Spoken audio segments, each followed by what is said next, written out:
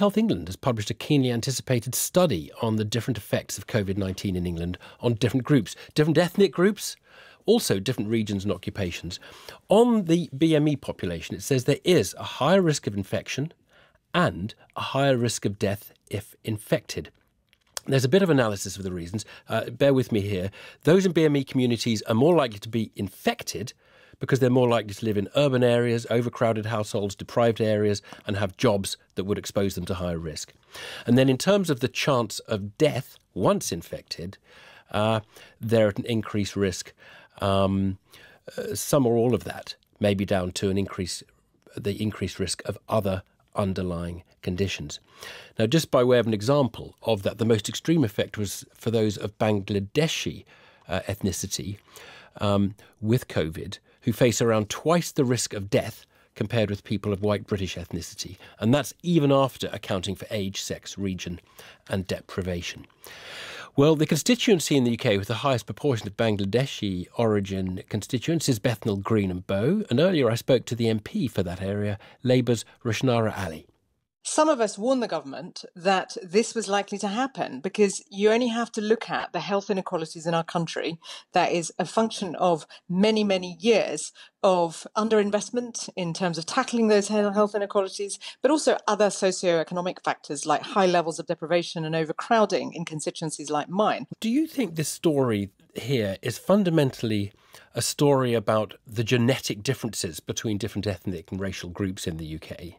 The disposition to be infected or to die of a disease, of a particular virus? Or is this really a story about deprivation and the greater prevalence of BME population in the more deprived communities? The greater impact is about the deprivation, the health inequalities. I think that, of course, some people will try and push the line that it's genetics, but much of that is, frankly, not where the problem lies. The problem lies in this socioeconomic dimension, but also in terms of inequality. What do we do about that? Because one issue would be, if it's mostly about the deprivation, do we need to put a racial frame over this? Do we need to distinguish between white households, black households and Bangladeshi households living in deprived areas? Or do we just need to solve the deprivation issue without, if you like, thinking about the ethnic makeup? Well, I think that it's not as simple as one group over another, because what we also know is that white disadvantaged communities fare worse than white middle-class wealthier families. They're twice as likely to suffer and face higher death rates than wealthier white families. So what we need is for the government to understand that deprivation is key. Ethnicity can also be a driver in terms of the inequalities that ethnic groups face.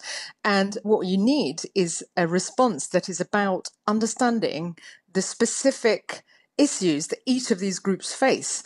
And to be frank, it's not rocket science, but it requires a radical rethink of public policy so that we are able to respond in a way that accepts and recognizes that each of these groups will have different and higher risk factors. And that means making sure that we put in measures to protect them.